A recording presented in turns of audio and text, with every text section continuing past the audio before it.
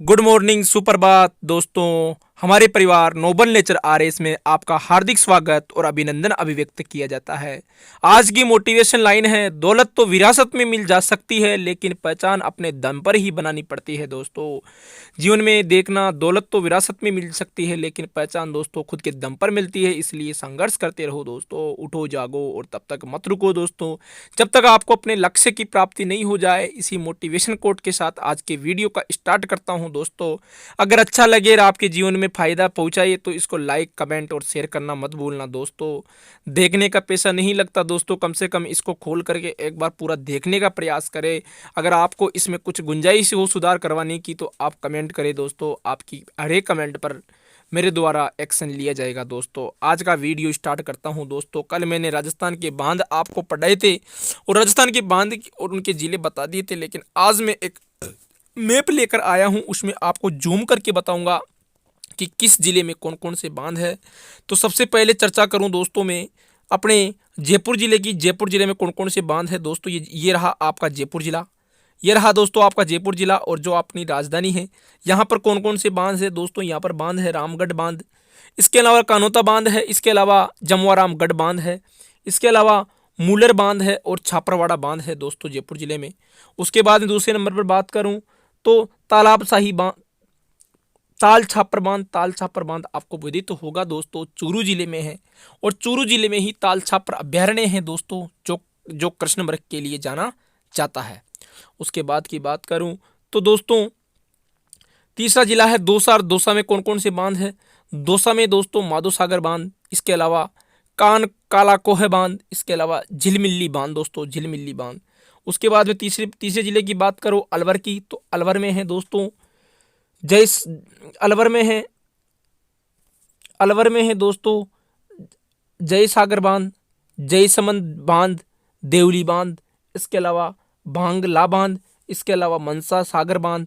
और दोस्तों उसके बाद की बात करूं भरतपुर की, तो भरतपुर में अजान बांध है, सेवर बांध है। सेवर दोस्तों सरसों अनुसंधान केंद्र है भरतपुर में। और यहाँ पर बंद बारेटा बांध है दोस्तों। बंद बारेटा बांध बाणगंगा नदी पर है स्थित है दोस्तों। एक मोती झील भी है भरतपुर में दोस्तों, जिसे भरतपुर की जीवन रेखा कहा जाता है। उसके बाद धौलपुर की बात करूं तो धौलपुर को तालाब शाही बांध या पार्वती बांध स्थित है दोस्तों। तालाब शाही बांध और पार्वती बांध धौलपुर में स्थित है दोस्तों। उसके बाद में बात करूं तो सवाई माधोपुर में कौन कौन से बांध है। सवाई माधोपुर में मोरेल बांध है दोस्तों, कालीसील, पीपलाद, पीपलदा, इसके अलावा मोरसागर और सुकाल बांध है दोस्तों सवाई माधोपुर में। उसके बाद की बात करूं बूंदी की, तो बूंदी में गुड्डा बांध है, घरदड़ा बांध है दोस्तों, घरदड़ा बांध दोस्तों घोड़ा पछाड़ नदी पर है, जहां पर 2007-8 में बाढ़ आया था दोस्तों। उसके बाद की बात करूं तो कोटा जिले में कौन कौन से बांध है। कोटा जिले में जवार सागर बांध और कोटा बेराज और अलनिया बांध है दोस्तों। उसके बाद की बात करूं तो बारह में है दोस्तों विलास बांध, उम्मीद सागर बांध, सीता बड़ी बांध और बनेठी बांध, सीता बड़ी बांध और बनेठी बांध। झालावाड़ की बात करूं दोस्तों, झालावाड़ को राजस्थान का नागपुर कहते हैं, क्योंकि झालावाड़ दोस्तों संतरा की खेती के लिए जाना जाता है, इसलिए झालावाड़ को राजस्थान का नागपुर कहा जाता है। यहाँ पर पिपलाद बांध है, भूम सागर बांध है, काली सिंध बांध है, हरिश्चंद्र सागर बांध है दोस्तों। उसके बाद में बात करूं तो नेक्स्ट है चित्तौड़गढ़, और चित्तौड़गढ़ में है ओराई बांध, भोपाल सागर बांध और राणा प्रताप सागर बांध।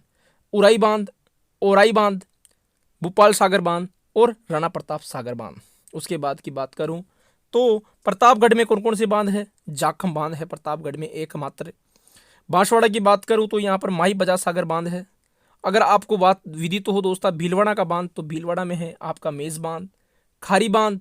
मेज बांध द्वारा भीलवाड़ा में पेयजल सुविधा उपलब्ध करवाई जाती है। अडवान बांध भी भीलवाड़ा में है और उम्मीद सागर बांध और राम सागर बांध भी भीलवाड़ा में।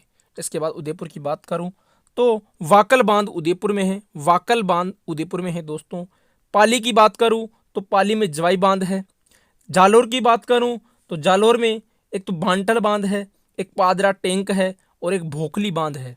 उसके बाद की बात करूं तो दोस्तों अजमेर में कौन कौन से बांध है। अजमेर में एक तो मूड़ोत्ती बांध और नारायण सागर बांध और लासड़िया बांध, 3 बांध है अजमेर में। बाड़मेर की बात करूं तो यहाँ पर नाकोड़ा बांध है, एकमात्र बांध नाकोड़ा है। और अगर जोधपुर की बात करूं तो जोधपुर में है जसवंत सागर और उम्मेद सागर और दत्त सागर, 3 बांध है दोस्तों जोधपुर में। उसके बाद की बात करूं तो नागौर में कौन कौन से बांध है? नागौर में है पीर जी का नाका, हरसीर बांध एंड भाखरी प्रताप सागर बांध। पीर जी का नाका, हरसिंह बांध और भाखरी बांध। उसके बाद की बात करूं बीकानेर की तो बीकानेर में अनूप सागर और गजनेर बांध है, अनूप सागर और गजनेर बांध है। बिस्मिल बांध और टोरडी सागर बांध ये टोंक जिले में है प्यारे दोस्तों, टोंक जिले में है। उसके बाद की बात करूं बिसलपुर और टोरडी सागर बांध। इस प्रकार दोस्तों मैंने राजस्थान की संपूर्ण बांध आपके समक्ष प्रस्तुत कर दिए हैं प्यारे दोस्तों। ये देख सकते हो, आपको जूम करके एक बार और दिखा दूं, आप देख सकते हो प्यारे दोस्तों कौन से बांध कौन से जिले में है, मैंने बोल के सुना भी दिया है। आप लिख सकते हो, इस मैप को एज इट इज बना सकते हो। ये आपके एग्जाम में अति महत्वपूर्ण साबित होगा दोस्तों। रीट के एग्जाम का ये सिलेबस है, स्पेशल एसएसटी वाले जरूर देखना प्यारे दोस्तों, आपके बहुत फायदाजनक पहुंचाएगा। उसके बाद से अगले पेज की बात करूं तो राजस्थान की प्रमुख सिंचाई परियोजना इस बार ऐड हुई है दोस्तों, जो कि आपके रीट सिलेबस में।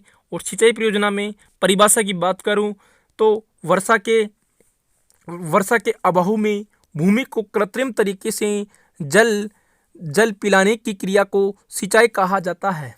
वर्षा के अभाव में भूमि को कृत्रिम तरीके से जल पिलाने की क्रिया को सिंचाई कहा जाता है।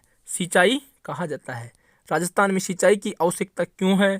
पहला, राज्य में प्राकृतिक दशाओं का प्रतिकूल होना, राजस्थान के क्षेत्रफल विस्तृत होना, कृषि योग्य भूमि में लगातार वृद्धि होना, पहाड़ी क्षेत्रों का विनाश होना, वर्षा की अनिश्चितता व अनियमितता का होना, वर्षा का अधिक मात्रा में न होना, मानसून का देरी से आना, फसलों के लिए जल की आवश्यकता में भिन्नता होना, सिंचाई की पूर्ण सुविधाओं का अभाव होना, अकाल व सूखे से छुटकारा पाना और हरित क्रांति के लक्ष्य को प्राप्त करना।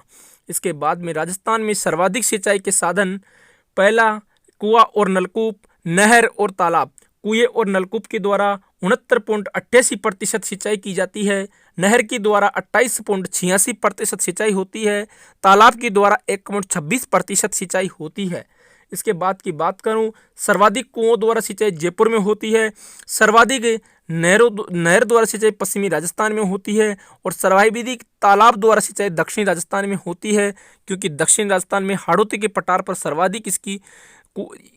सर्वाधिक तालाब के द्वारा सिंचाई होती है, क्योंकि जो पठारी एरिया होता है वहाँ पर दोस्तों पठारी एरिया में जल भूमिगत रिसाव कम होता है, इसलिए वहाँ पर अधिक तालाब बनाए जाते हैं। इसलिए तालाब का पानी वर्षा काल तक सूखता नहीं है। इसलिए आपको विदित होगा भारत में तमिलनाडु राज्य में सर्वाधिक तालाब द्वारा सिंचाई होती है। उसके बाद की बात करूं, सर्वाधिक नलकूपों से भरतपुर में सिंचाई होती है, गंगानगर हनुमानगढ़ में सर्वाधिक सिंचाई होती है इसके द्वारा, नहर के द्वारा, और भीलवाड़ा में सर्वाधिक सिंचाई होती है तालाब के द्वारा, और डूंगरपुर बांसवाड़ा में होती है नदी व झरने के द्वारा। डूंगरपुर बांसवाड़ा में नदी और झरनों के द्वारा होती है सर्वाधिक। आपको विदित होगा तालाब द्वारा सर्वाधिक भीलवाड़ा में होती है, क्योंकि भीलवाड़ा पठारी एरिया में स्थित है। इसके अलावा सर्वाधिक पश्चिमी राजस्थान में सिंचाई होती है, गंगानगर हनुमानगढ़ में।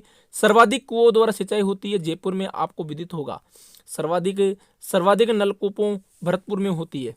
राजस्थान में कृषि का कितना प्रतिशत भाग सिंचाई के लिए वर्ष पर निर्भर करता है? यह है 79.5%। राजस्थान का कितना प्रतिशत भाग कृषि का कितना प्रतिशत भाग सिंचाई पर निर्भर करता है?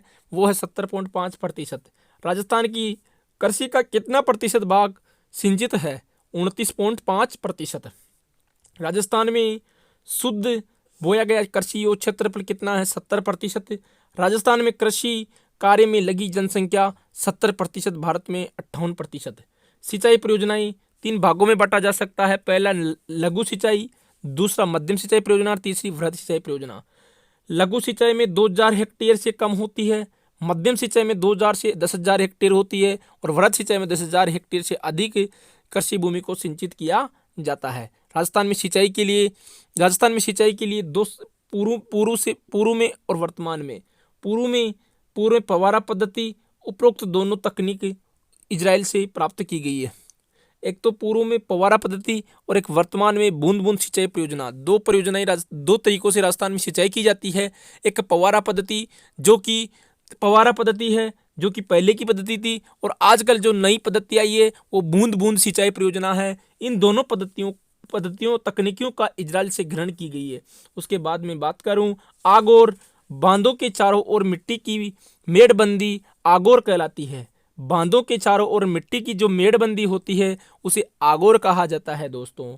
उसके बाद पायलन, आगोर बांधों के चारों ओर मिट्टी की मेड़बंदी आगोर कहलाती है। पायतन, और किस रास्ते से वर्षा का पानी नदी तालाब झील तक पहुंचता है उसी रास्ते को पायलर कहते हैं, पायलर कहा जाता है। रेल, वर्षा काल में छोटी छोटी नदियों के प्रवाह को रेल कहा जाता है। छोटी छोटी नदियों के प्रवाह को रेल कहा जाता है। शोर क्या होता है? शोर होता है, सीर होती है भूगर्भ में जल के निश्चित दिशा में बहने की सीर कहते हैं। निश्चित दिशा में बहने को सीर कहा जाता है। प्यारे दोस्तों, अगर आपने कभी ग्रामीण एरिया में देखा होगा तो कुओं के पानी को बढ़ाने के लिए मशीनों के द्वारा सारा लगाया जाता है। उस सारा को कहा जाता है सीर, जिसमें एक पाइप या एक नल के माध्यम से कुएं में जल बाहर से ग्रहण करवाया जाता है। उसके बाद की बात करूं, नोट, हाल ही में राज्य सरकार ने कुओं से सिंचाई करने को बढ़ावा दिया है, और ये बढ़ावा किस योजना के तहत दिया गया है? तो ये योजना है जीवन धारा योजना के तहत इम्पोर्टेंट है। जीवन धारा योजना के तहत कुओं की जो सिंचाई की मात्रा है उसको बढ़ाने का प्रयास किया जा रहा है। अब आती है पहली नहर, और पहली नहर है दोस्तों गंग नहर, जिसका निर्माण 1927 में हुआ था, और इसका निर्माण गंगा सिंह, जो कि बीकानेर महाराजा है, जिसको बीकानेर का या राजस्थान का भगीरथ कहा जाता है, बीकानेर नहर कहा जाता है इसको। इसका 5 सितंबर 1921 को आधारशिला रखी गई थी। 5 सितंबर 1921 को आधारशिला रखी गई थी। उद्घाटन 26 अक्टूबर 1927 को हुआ था, और अभियंता कंवर सेन राजस्थान का पहला व्यक्ति जिसे पद्मश्री अवार्ड दिया गया, और इसने इसकी अभियंता या इसका जो वास्तुकार था वह कंवर सेन था। इसका जो साइंटिस्ट जो किसकी संरचना बनाई थी। उसके बाद की बात करूं, नहर का उद्गम सतलज नदी हुसैन वाली हेड से पंजाब से निकलती है। सतलज नदी हुसैन वाली हेड से पंजाब से निकलती है। राजस्थान में प्रवेश गंगानगर के खक्का नामक स्थान पर होता है। गंगानगर के खक्का नामक स्थान पर इसका राजस्थान में प्रवेश होता है। इस खक्का गंगानगर 129 किलोमीटर लंबी है। ये 112 किलोमीटर पंजाब में तथा 17 किलोमीटर राजस्थान में है। देख लो दोस्तों, सिर्फ 17 किलोमीटर ही राजस्थान में इस नहर की लंबाई है, जबकि 112 किलोमीटर पंजाब में है। राजस्थान में इसकी लंबाई है 17 किलोमीटर, शेष लंबाई पंजाब में है। वर्तमान में इस नहर का पानी आपूर्ति गंगा नहर लिंक पैनल से होती है। इसके बाद में गंगा नहर लिंक पैनल का निर्माण 1980 में हुआ था।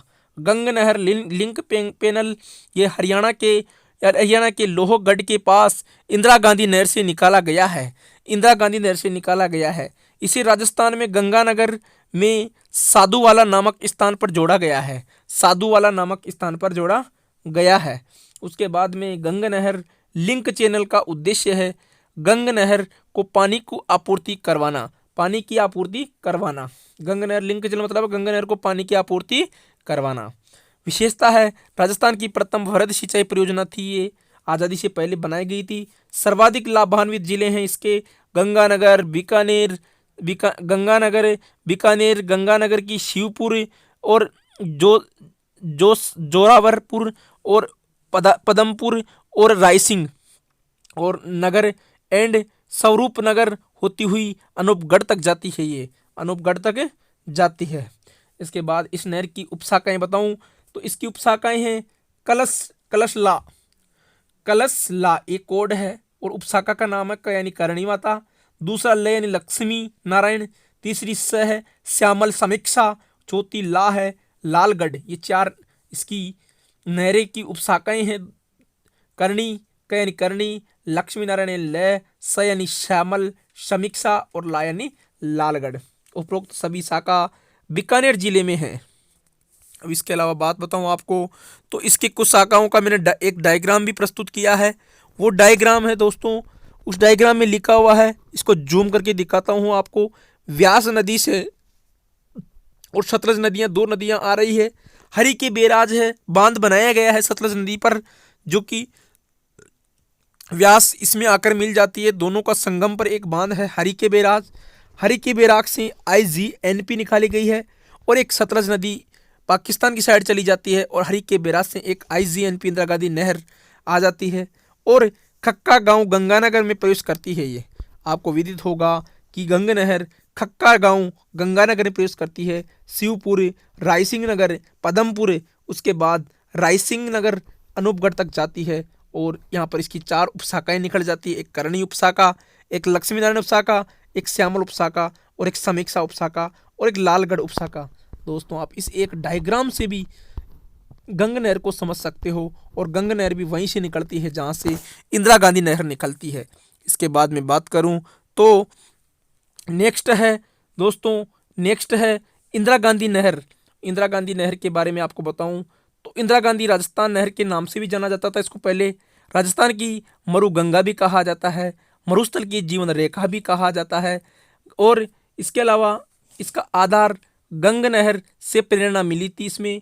और पूर्व में नाम था इसका राजस्थान नहर, वर्तमान में नाम है इसका 2 नवंबर 1984 से इंदिरा गांधी नहर के नाम से जाना जाता है। दोस्तों इंदिरा गांधी की मृत्यु आपको पता होगा 31 अक्टूबर 1984 को कर दी गई थी और उसके बाद में 2 नवंबर 1984 को इसका नाम इंदिरा गांधी नहर कर दिया गया और इसका उद्गम हरि के बैराज नामक स्थान पंजाब से होता है। 31 मार्च 1958 को गोविंद वल्लभ पंत ने इसकी नींव रखी थी। गोविंद वल्लभ पंत ने इसकी नींव रखी थी, इंपॉर्टेंट लाइन है, गोविंद वल्लभ पंत 1958 की 31 मार्च को। उसके बाद में बात करूँ आगे तो आगे हैं सर्वप्रथम उद्घाटन इसका डॉक्टर राधाकृष्णन ने किया था। हनुमानगढ़ में स्थित नौरंग देसर शाखा, सबसे पहले इसका उद्घाटन डॉक्टर राधाकृष्णन आपको विदित होगा, भारत के प्रथम उपराष्ट्रपति और द्वितीय राष्ट्रपति, और उस समय ये राष्ट्रपति थे राधाकृष्णन जी, और भारत के प्रथम शिक्षा शास्त्री जिनका जन्म दिवस शिक्षा दिवस के रूप में मनाया जाता है, राष्ट्रीय शिक्षक दिवस 5 सितंबर।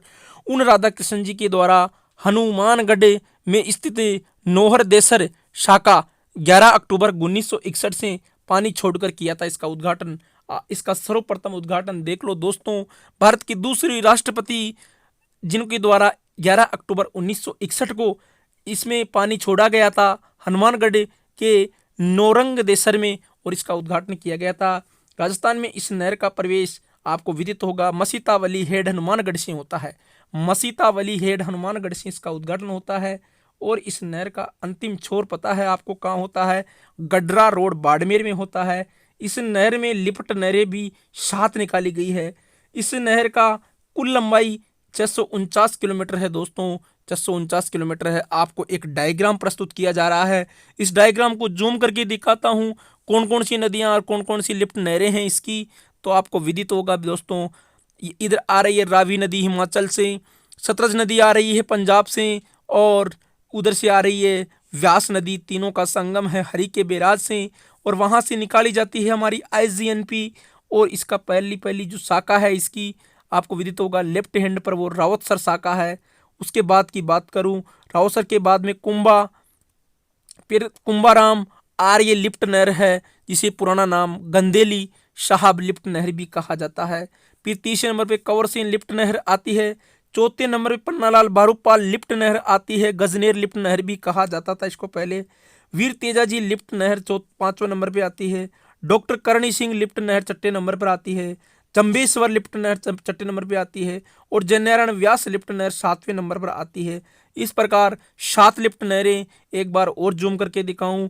सबसे दक्षिण में जयनारायण व्यास लिफ्ट नहर, फिर जंबेश्वर लिफ्ट नहर 6 नंबर पे, डॉक्टर करणी सिंह लिफ्ट नहर 5 नंबर पे, वीर तेजाजी लिफ्ट नहर 4 नंबर पे, पन्नालाल बारूपाल 3 नंबर पे, कंवरसेन लिफ्ट नहर 2 नंबर पे, और कुंभाराम आर्य लिफ्ट नहर 1 नंबर पे, और रावतसर एक शाखा है इसके जो कि लेफ्ट हैंड में निकलती है उसके बाद में इसके कुछ कुछ राइट हैंड पर भी शाखाएं हैं दोस्तों।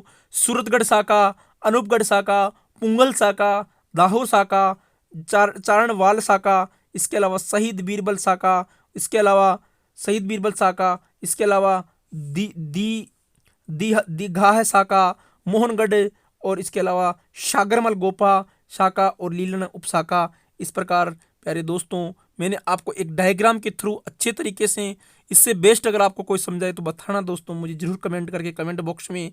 मैंने आपको अच्छे से अच्छे समझाने का प्रयास किया है।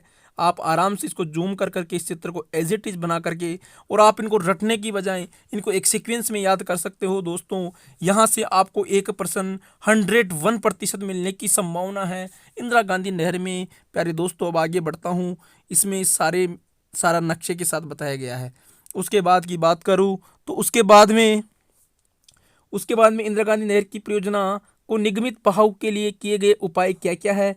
वो है व्यास सतलज नदी पर बांध बनाया गया है हरिके बैराज, व्यास नदी पर पोंग डैम बनाया गया है हिमाचल प्रदेश में, उससे वहां से पोंग डैम से निकाला जाता है पानी और वो हरिके बैराज में छोड़ा जाता है। हरिके बैराज से एक राजस्थान नामक फीडर से आती है और राजस्थान में प्रवेश करती है मसीतावली हनुमानगढ़ में। रावी व्यास नदियों के संगम पर पंजाब में माधोपुर नामक स्थान पर एक लिफ्ट नहर का निर्माण किया गया है जो कि राउतसर लिफ्ट नहर कहलाती है। उसके बाद की बात करूं, 3 लिफ्ट नहर है। राजीव गांधी लिफ्ट नहर जोधपुर की जीवन रेखा कहलाती है। राजीव गांधी लिफ्ट नहर जोधपुर की जीवन रेखा कहलाती है। गंदेली साहब लिफ्ट नहर अपनी योजना जर्मनी के सहयोग से चलाई गई है। चूरू, हनुमानगढ़ और झुंझुनू में पेयजल सप्लाई होती है। कौरसेन लिफ्ट नहर बीकानेर व गंगानगर में पेयजल पहुंचाती है। इंदिरा गांधी नहर परियोजना की सूरतगढ़, अनूपगढ़ शाखाओं पर 3 लघु विद्युत गृह बनाए गए हैं। भविष्य में इनको जोड़ने के लिए एक कांडला बंदरगाह से जोड़ने की योजना है, जिसमें ये भारत की राइन नदी बन जाएगी। इसके बाद की बात करूं तो इसके बाद में इस नहर की लंबाई आपको पता होगा, 2 भागों में बांटते हैं इसको। मुख्य नहर जिसकी लंबाई 445 किलोमीटर है और एक राजस्थान फीडर है जिसकी लंबाई 204 किलोमीटर है। दोस्तों याद रखना, राजस्थान फीडर की लंबाई 204 किलोमीटर है और जो राजस्थान फीडर है ये हरिके बैराज से हनुमानगढ़ तक आता है, हनुमानगढ़ की मसीतावली तक आता है। इसकी 169 किलोमीटर लंबाई, इसकी 14 किलोमीटर लंबाई तो हरियाणा में है, 169 किलोमीटर लंबाई इसकी पंजाब में है और राजस्थान में सिर्फ 21 किलोमीटर है इसकी लंबाई, राजस्थान फीडर की लंबाई। याद रखना दोस्तों, इस चित्र को रट कर चला जाना। इस चित्र से आपको 100% प्रश्न पूछेंगे। इसको आप अपनी कॉपी में छाप लेना और मुझे एग्जाम देने के बाद बताना कि आपको यहाँ से क्वेश्चन नहीं पूछा गया तो। राजस्थान फीडर की कुल लंबाई 204 किलोमीटर। इसकी जो राजस्थान में इसकी हरियाणा में लंबाई है वो है, आपको विदित होगा, 14 किलोमीटर। इसके अलावा इसकी पंजाब में लंबाई है 169 किलोमीटर, राजस्थान में ओनली 21 किलोमीटर राजस्थान फीडर की लंबाई है। इधर इसकी मुख्य नहर की लंबाई 445 किलोमीटर है, हनुमानगढ़ की मसीतावली से लेकर और मोहनगढ़ जैसलमेर तक फैली हुई है। इसके बाद की बात करूँ तो लिफ्ट नहरें और लिफ्ट नहर का पुराना नाम, नया नाम जरूर आपको पूछेंगे दोस्तों, और याद कर लेना। लूणकरणसर लिफ्ट नहर, जिसको अब कंवरसेन लिफ्ट नहर के नाम से जानते हैं, इसके द्वारा बीकानेर जिले को पानी पहुंचाया जाता है। प्रथम चरण में बनने वाली लिफ्ट नहर है ये। फिर आती है साहवा लिफ्ट नहर, इसका दूसरा नाम है कुम्माराम लिफ्ट नहर और ये बीकानेर संभाग में है। सबसे लंबी लिफ्ट नहर है, याद रख लेना, बहुत इंपॉर्टेंट है। गजनेर लिफ्ट नहर का नया नाम है पन्नालाल बारूपाल लिफ्ट नहर और इसके द्वारा बीकानेर और नागौर को जल पहुंचाया जाता है। ये भी सारणी इंपॉर्टेंट है दोस्तों, यहाँ से प्रश्न पूछा जा सकता है कि कौन सी नहर से कहाँ किस जिले को पानी पहुंचाया जाता है। अगली है पलोदी लिफ्ट नहर। पलोदी लिफ्ट नहर का नया नाम है जंबेश्वर लिफ्ट नहर और जोधपुर बीकानेर को ये पानी पहुंचाती है। इसके अलावा कोलायत लिफ्ट नहर का नया नाम है कर्णीजी लिफ्ट नहर और ये बीकानेर और जोधपुर को जल पहुंचाता है। पोकरण लिफ्ट नहर के द्वारा जेनेरन व्यास लिफ्ट नहर भी कहा जाता है इसका नया नाम, और जैसलमेर जोधपुर को पानी पहुंचाया जाता है। वांगड़सर लिफ्ट नहर, तेजाजी लिफ्ट नहर भी कहा जाता है, इसके द्वारा बीकानेर को पानी पहुंचाया जाता है। इंदिरा गांधी नहर के उत्तर से दक्षिण आते हुए लिफ्ट नहरें इस प्रकार है। ये कोड याद कर लेना दोस्तों, नॉर्थ टू साउथ पूछा जा सकता है आपको। कुंभा, कवर का, पन्ना तेज करण, कुंभा कवर का पन्ना तेज करण जैसे लोगों के पास परीक्षा में दक्षिण से उत्तर का क्रम भी पूछा जा सकता है दोस्तों। और उसका कोड कुंभा कवर का पन्ना तेज कर्ण जैसे लोगों के पास, कर्ण जैसे लोगों के पास। कुंभा यानी कुंभाराम लिफ्ट नहर उत्तर में है। कंवर सिंह लिफ्ट नहर कंवर सिंह 2 नंबर पर है। पन्ना लाल बारूपाल 3 नंबर पर है। तेजा यानी तेजा जी लिफ्ट नहर 4 नंबर पर है। कर्ण यानी करणी सिंह लिफ्ट नहर 5 नंबर पर है। जैसे लोगो यानी जंबेश्वर लिफ्ट नहर 6 नंबर पे है। और पास लिफ्ट नहर जय नारायण व्यास लिफ्ट नहर है दोस्तों। इसके बाद में आज का अंतिम पेज है और उसमें लिखा हुआ है एक कोड, जो ये है कि इंदिरा गांधी नहर की प्रमुख उपशाखाओं का उत्तर से दक्षिण क्रम। और यह है दोस्तों, इसका कोड है, इसका कोड है दोस्तों ए अदा बापू, अदा बापू स ऊंचा और वीर सारा, वीर सारा। अदा बापू से ऊंचा, अदा बापू से ऊंचा और वीर सारा। अ यानी अनूपगढ़, दा यानी दांतोर, बा यानी बिरसलपुर, पू यानी पुंगल, स यानी सूरतगढ़ और चा यानी चारना वाला और से कुछ नहीं होता। वीर यानी वीरबल और सा यानी सागर मलगोपा और रा यानी रावतसर। ये शाखाएं हैं दोस्तों। और इन शाखाओं उपशाखाओं के अनूपगढ़ उपशाखा द्वारा गंगानगर को पानी पहुंचाया जाता है। दातौर के द्वारा बीकानेर को, बिरसलपुर के द्वारा बीकानेर को, पुंगल के द्वारा बीकानेर को, सूरतगढ़ द्वारा गंगानगर को और चारणावाला द्वारा बीकानेर और जैसलमेर को पानी पहुंचाया जाता है। और बीरबल द्वारा जैसलमेर को पानी पहुंचाया जाता है। सागरमल गोपा द्वारा जैसलमेर को और रावतसर शाखा द्वारा हनुमानगढ़ को पानी पहुंचाया जाता है। पहली शाखा जिससे पानी छोड़ा गया था वो शाखा है रावतसर शाखा, नहर के बाईं ओर से, बाकी समस्त शाखाएं दाई ओर है। एकमात्र शाखा है रावतसर जो कि नहर के बाईं ओर है, जबकि सारी शाखा नहर के दाईं ओर है। रावतसर, सूरतगढ़, अनूपगढ़, पुंगल, दांतोर, बीसलपुर, चरणवाला और शहीद बीरबल और सागरमल गोपा शाखाएं हैं। उपरोक्त समस्त शाखाएं पश्चिम भाग में स्थित है दोस्तों। एकमात्र शाखा थी जो उत्तरी दक्षिण भाग में स्थित थी। फिर आता है पेयजल, 2 काम में आता है इसका जल, एक पेयजल एक सिंचाई के काम आता है। गंगानगर, जैसलमेर, बीकानेर, जोधपुर, हनुमानगढ़, नागौर, चूरू, बाड़मेर, इन 8 जिलों में इसमें पेयजल और सिंचाई उपलब्ध होती है। और पेयजल के लिए सिर्फ एक झुंझुनू जिला है जहाँ पर सिर्फ पेयजल पहुँचाया जाता है, सिंचाई नहीं होती। बाकी सब जिलों में पेयजल सिंचाई दोनों होती है। इंदिरा गांधी नहर से केवल पेयजल झुंझुनू में पहुँचाया जाता है। इंदिरा गांधी नहर से पेयजल सिंचाई 9 जिलों में होती है, पेयजल और सिंचाई। और ओनली अगर सिंचाई की बात, पेयजल और सिंचाई दोनों की बात करें 8 जिले और पेयजल झुंझुनू में और 9 जिले कुल मिलाकर है। इंदिरा गांधी नहर के आसपास वर्तमान में सेम की समस्या देखने को मिल रही है दोस्तों। मैंने पहले भी बताया था वीडियो में एक बार कि सेम की समस्या वह समस्या है जिसमें अधिक सिंचाई हो जाने के कारण जो भूमि के अंतर्गत जो सल्फेट पाया जाता है, जो लवण पाया जाता है, वो धरातल पर आ जाता है और धरातल को बंजर बना देता है। इसलिए ये एक समस्या बनती जा रही है सेम की समस्या। इंदिरा गांधी नहर के प्राप्त सिंचाई सुविधाओं का विस्तार, मरुस्थल प्रसार पर रोक। इंदिरा गांधी नहर के प्राप्त लाभ क्या क्या लाभ है?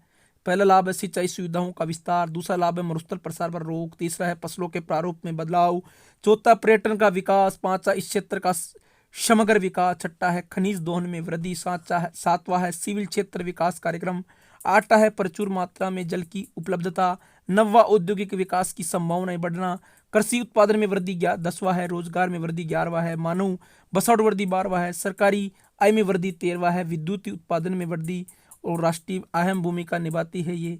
नोट, इंदिरा गांधी नहर के आसपास अत्यधिक जल उत्प्लावन से सेम समस्या उत्पन्न हो रही है, जिससे यहाँ की भूमि दलदली व बंजर हो गई है। सेम समस्या से सर्वाधिक ग्रसित स्थान बड़ायल हनुमानगढ़ का है। इस समस्या के समाधान के लिए इन सरकार ने इंडोज योजनाओं के प्रारंभ किया है। साथ ही यूकेलिप्टस के पेड़ लगाने का बढ़ावा दिया जा रहा है। यूकेलिप्टस के पेड़ों से पारिस्थितिकी तंत्र का दुश्मन माना जाता है क्योंकि ये सर्वाधिक गहराई से जल का अवशोषण करता है और इस पेड़ में सूखने समस्या उत्पन्न कर देता है।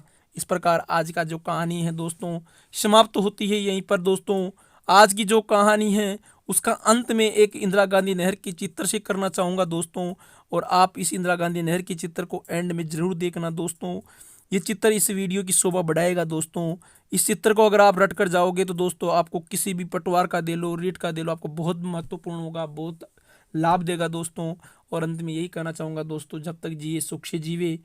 किसी ने सही चारु दत्त ने कहा था, यावत जीवेत सुखम जीवेत ऋणम कृत्वा घृतम पीवेत दोस्तों। ऋणम कृत्वा घृतम पीवेत दोस्तों, जब तक जिए सुख से जियो। चाहे पैसा पैसा आपके कर्ज हो जाए, लेकिन रोज घी पी कर सो। तो इसका मतलब ये दोस्तों, हमेशा सुख से रहें, हर पल को सुख की बना रखिए दोस्तों। जय हिंद, जय भारत।